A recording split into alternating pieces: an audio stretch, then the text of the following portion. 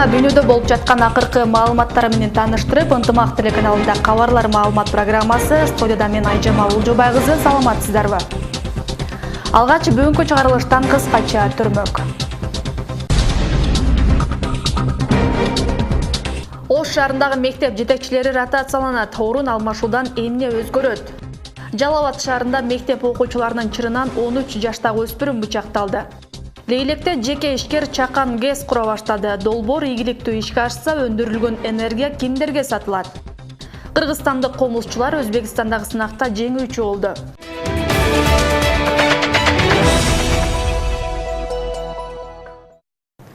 1 сентябрь демалыш күнгө туура келгендиктен быйыл жаңы окуу жылы 2 сентябрда башталды. 2019-2020 окуу жылында Кыргызстан боюнча 156 миңден ашык бала 1-класска кирет.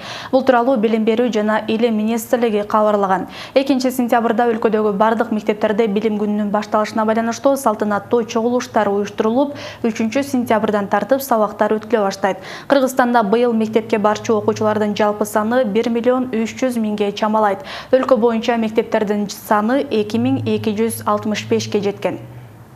Терең билим адамга кайрат, күч берет жана анын турмушун жеңилдетет деп баса белгиледи өлкө башчы Сооронбай Жээнбеков бүгүн 2 сентябрда Бишкек шаарындагы Газпром Кыргызстан мектептин жалпы билим берүүчү мектебинин ачылышында. Бул тууралуу президенттик аппараттын маалымат кызматы билдирди.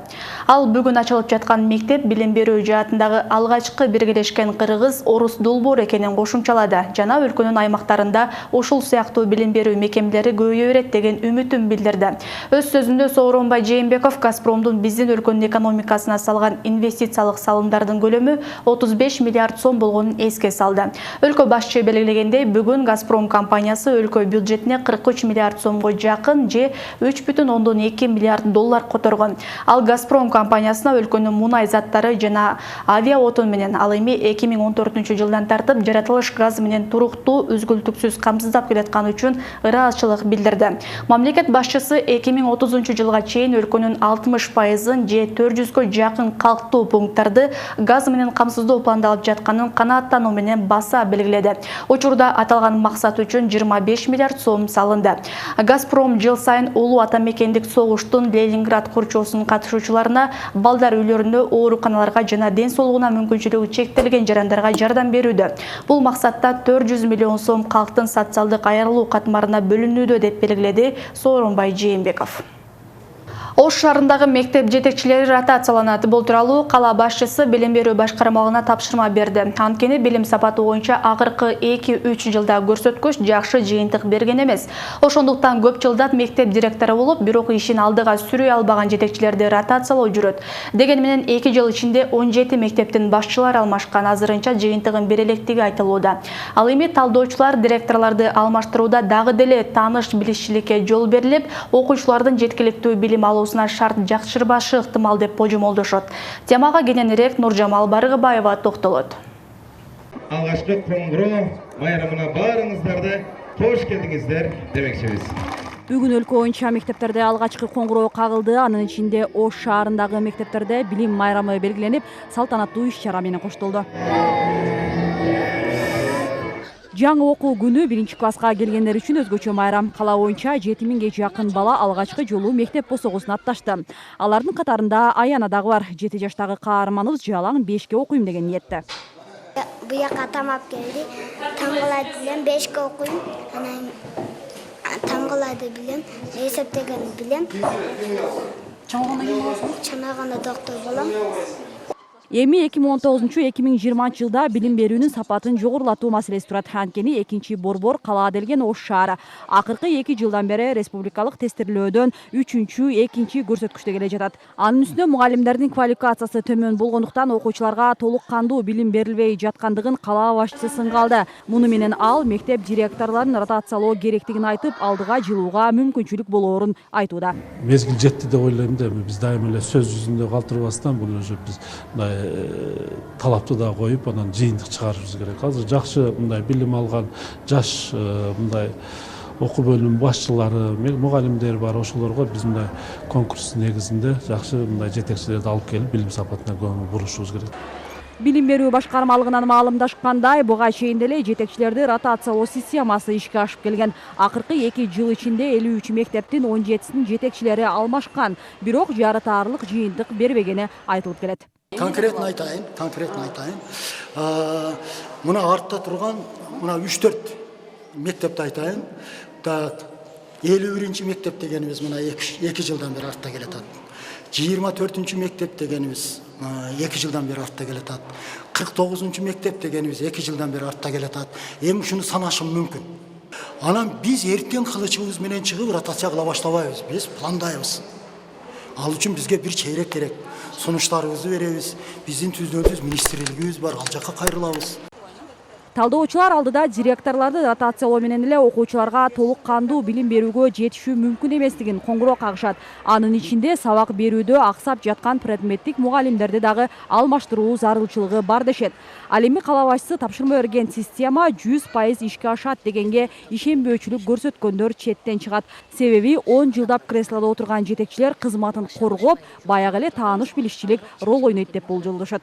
Айрым жетекчилер койчу ушул 20 жыл отурду го. Ошол мектепте 1000 окуучунун соогун ойлоп коеюнчу, ушуну коргобой эле коеюнчу деп айрым жетекчилер өзүнүн напсисин тыйып койсо, ротация ишке ашып кетет. Ал эми жок, мен сени сактап калам, сага тийбейт деп 1-2 директорду алып калгандан кийин башка директорлор дагы тандашат да. Неге бул кетпейт, неге бул кетпейт. Ошон үчүн биз коомчулук, бардык органдар, жогорку кеңеш, шаардык кеңеш баарыбыз ротацияга салым кошушубуз керек да. Буга чейин ушул жагдай боюнча жогорку кеңеште маселе көтөрүлүп, эл өкүлдөрү аз өлчөмдө айлык алган мугалимдерден билим берүүнүн сапатын көтөрүүнү талап кыла албайбыз деп айтып чыгышкан. Ага жараша эмгек акы көтөрүлөөрү боюнча да сөз болгон болчу. Ага уда эле өкмөт октябрдан тарта мугалимдердин маянасы 30%га жогорулайт деп кабарлады. Нуржамал Баргыбаева, Бексултан Абиев, Ынтымак. Жалал Абад шаарында мектеп окуучулары чырдаша кетип, 13 жаштагы өспүрүм бычакталды. Окуя 30 август күнү шаардагы соода түйүндөрдүн биринин астында болгон. Учурда бычактан жараат алган бала облустук ооруканада дарыланууда. Ал эми ага бычак шилтеген бала эч кандай жараат алган эмес. Азырынча чырга эмне себеп болгону милиция тарабынан териштирилүүдө. Теманы Кабылбек Өчкөнбай уулу улантат. Окуя 30 август күнү саат 17:30 чамасында Жалал Абад шаарында орун алган. Анда 2006 жылы туулган классташтар чырдаша кетип, бири экинчисине бычак шилтеп жиберген. Учурда бул фактыны милиция эң баштык катары каттоого алып териштирүүдө. Бул окуя боюнча кылмыштардын жана жоруктардын бирдиктүү реестрине эң баштык беренеси менен катталып, учурда териштирүү иштери жүрүүдө. Ал эми кылмышты жасаган же болбосо бычак шылтап жиберген адамдын өздүгү такталган, ал 13 жаштагы Жалал Абад шаарынын тургуну экендиги аныкталды. Чырдашкан өспүрүмдөр Жалал Абад шаарындагы мектептердин биринде быйыл 8 класста окушат. Алар окуган мектептин директору 2 башка класста окуган классташтардын чырына эмне себеп болгону такталып жатканын билдирди. Негизи кандай эмнеден чыкканы жөнүндө бизге да так маалымат жок. Себеби эртеси майрам болуп калды, 31, бири воскресенье болуп калды. Эми бүгүн саат 2-ге өзүбүзгө да топтоп атабыз. Анан милициядан дагы жакшы так маалыматтар бизге келе элек. Анан өзүбүз да сураштырууга чейин иш аракетибизди кылалы деп атабыз. Учурда бычактан жараат алган өспүрүм Жалал Абад облустук ооруканасында дарыланууда. Дарыгерлер анын абалы жакшы экенин айтышууда. Ошондой эле ал окуяга катышы бар делген башка жабырлануучулар ооруканага кайрылган эмес. Келгенде абалы бир аз оорураак болчу, азыр уже абалы жакшы, бала уже басып жүрөт. Дароо тийиштүү медициналык жардамдарды алган, рентген жасалган, бирок эч кандай ички органдарына тийген эмес. Бул жайкы эс алуу мезгилинде мектеп окуучусу бычактан жараат алып, ооруканага түшкөн алгачкы учур эмес. Анткени бул окуядан бир күн мурда да Жалал Абад шаарынын аймагында 2004 жылы туулган өспүрүм бычактан жараат алып, үйүндө дарыланып жатканын дарыгерлер билдиришти. Кабылбек Өчкөнбай уулу, Тынчбек Доолдаев, Жалал Абад облусу. Бишкекте машинесине курал жарак салып жүргөн адам кармалды. Бул тууралуу шаардык милиция билдирди. Маалыматка ылайык 31 августта шаардын тургуну Toyota Land Cruiser 200 үлгүсүндөгү автоунун айдоочусу автомат кесип коркутканын айтып милицияга кайрылган. Анын арызынын негизинде жазык кодексинин бейбаштык беренеси боюнча текшерүү башталган. Мунун алкагында кылмышка шектүү катары 28 жаштагы адам кармалды. Анын автоунаасын тинткен учурда Мак үлгүсүндөгү аңчылык мылтык Калашников автоматына окшоштуруп жасалган страйкбол куралы, көп сандагы ок дарылар табылган. Кармалган адам Бишкек шаардык милициясынын убактылуу кармоочу жайына киргизилди. Учурда тергөө иштери жүрүп жатат. 2 сентябрда Улуттук коопсуздук комитети тарабынан өкмөттүн 2018 жылдын 22 июнундагы номер 298 токтомуна ылайык каржы министринин бирдиктүү депозиттик эсебине кезектеги 11 миллион сом өлчөмүндөгү акча каражат которулду. Бул тууралуу аталган комитеттин маалымат кызматы билдирди. УКМК коррупцияга каршы күрөшүү багытындагы ишмердүүлүгүнүн алкагында мамлекетке кайтарылган каражаттардын жалпы суммасы депозиттик эсептен ачылгандан бери 283 миллион 535 миң 391 сомду түздү. Бүгүн 2 сентябрда Жогорку кеңеш жайкы эс алуудан кийин ишин баштады. Бул тууралуу парламенттин маалымат кызматы билдирди. Баш мыйзамдын 77 беренесине жана Жогорку кеңештин регламенти жөнүндө мыйзамдын 34 беренесине ылайык парламенттин сессиясы сентябрь айынын 1 иш күнү башталып, кийинки жылдын июнь айынын акыркы иш күнүнө чейин уланат. Эске салсак, парламенттин 6-чакырылышы 2015 жылдын 4 октябрында шайланган. Шайлоого 14 саясий партия катышып, 6 саясий партия Жогорку кеңешке келген. Жалпы суммасы 70 миллион сомдук Чакан ГЭС Баткендин Лейлек районунда курулууда. Өз каражаты менен баштаган жеке ишкер азыркы тапта иштин 60%-ын аяктап калды. Чакан ГЭС ишке берилсе, Козу Багылан дарыясынан насос аркылуу суу чыгарганга мүмкүнчүлүк түзүлүп, 1000 гектардан ашуун кайрак жерлерге суу жеткирилмек. Жеке ишкер бул демилгесин ишке ашыруу үчүн көмүр өндүрүүчү шахтадан тапкан каражатын салган. Курулушу жүрүп жаткан Чакан ГЭС менен аймактагы кабарчыбыз таанышып келди. Дария Кыргызстандын мөңгүсүнөн түшүп, Пиржама Тажикстандын долинасына кирип кетип атат. Лейлектик жеке ишкер Асан Халбеков агып жаткан дарыяларды колдонуп, ал жерде ГЭС кура баштады. Курулушу жүрүп жаткан бул ишке жеке ишкер көмүр өндүрүүчү шахтадан тапкан кирешесин жумшап жатат. Мындан сырткары Ак суу дарыясына да ГЭС куруу үчүн долбоор даярдаган. Азыр эми дастан мен ишене турган жерим бизде бир малый предприятие бар, көмүр. Ошон мына 10 жылдан бери иштеп атабыз. Ошонун прибылыга ушул Кыргызстанга ушундай жакшы иштерди кылып атабыз. Биздин эмгегибиз калат улум. Аслында токтор көбөйөт. Мына ошо катты Козбагдан Тажикстанга өтөт. Манакта Ак суу деген дарыясы тоже о жерге дагы курабыз. Ушу проектке акча төлөнгөн 1 миллион 800 миң. Ошон bir 10 жылдын ичинде Лейлек ошо өзгөрөт да, ток жакка. Лейлек районунун акими Баймурат Бекмуратовдун айтымында, бул ири долбоор ийгиликтүү ишке ашса, дарыянын эки жээгиндеги миңдеген гектар жерге суу чыгарса болот. Иштелбей жаткан дың жерлердин өздөштүрүлүшү Лейлек районунун экономикалык жактан өнүгүүсүнө түрткү берет. Мына ушул Капчыгайдын сол жагында турган Лейлек айыл өкмөтү менен Катыран айыл өкмөтүнүн Сары Дөш участогунда 1000 деген гектар жерди сугарабыз деген ниетибиз бар. Ал эми оң жагында болсо Тогузбулак айыл өкмөтүнүн Жарсай деген участогу, ал жерде дагы 100 гектар жерлер сулуу болуп, бул жерде Тогузбулак айыл өкмөтүнүн эли ошол жерде бактарды өздөштүрүп, ГЭСти ишке түшүрүү үчүн чет өлкөдөн 30 миллион сомго ток чыгаруу үчүн атайын жабдыктар алынган. Андан сырткары 2 чакырым каналды куруу жумуштары да жүрүп жатат.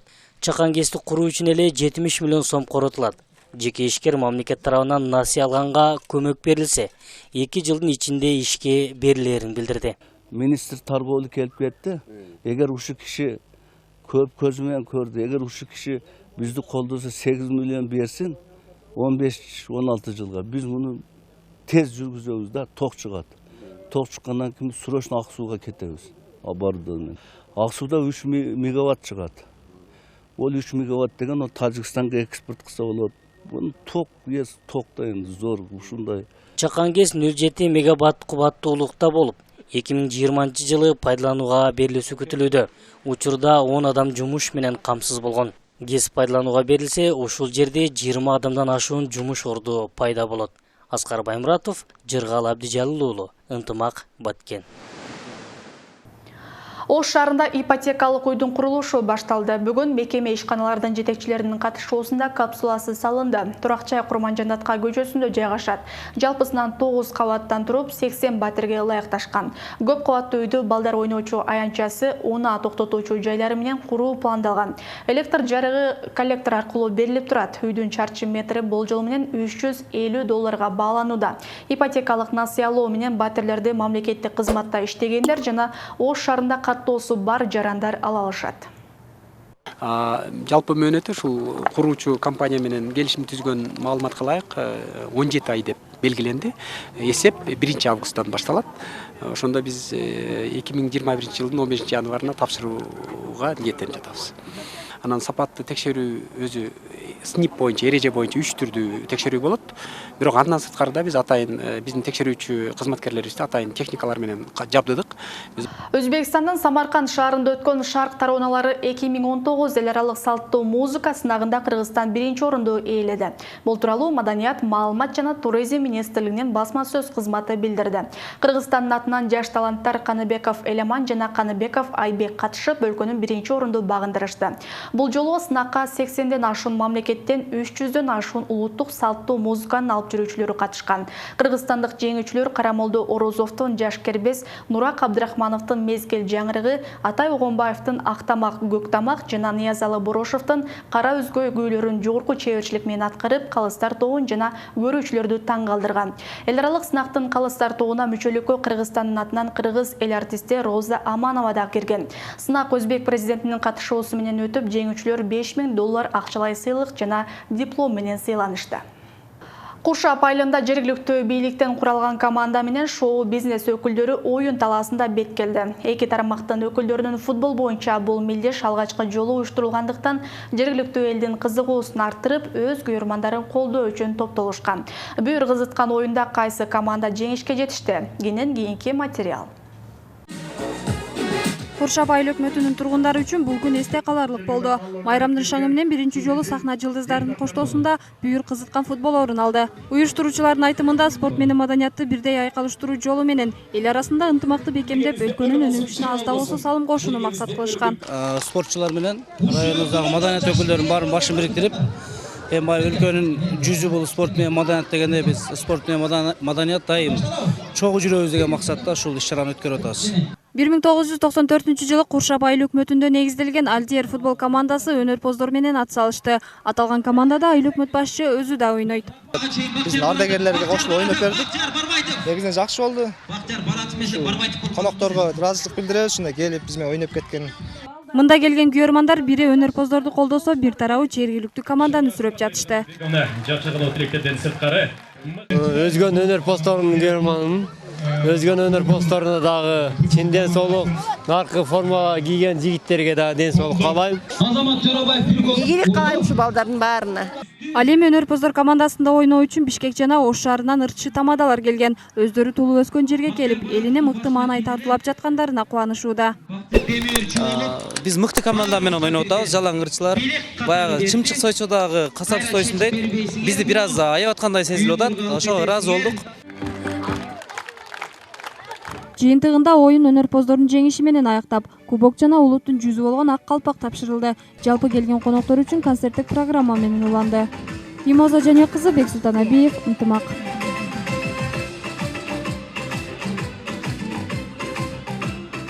Бүгүнкү күн мына ушундай окуялар менен коштолду. Кечиңиздер көңүлдүү улансын, саламатта болуңуздар.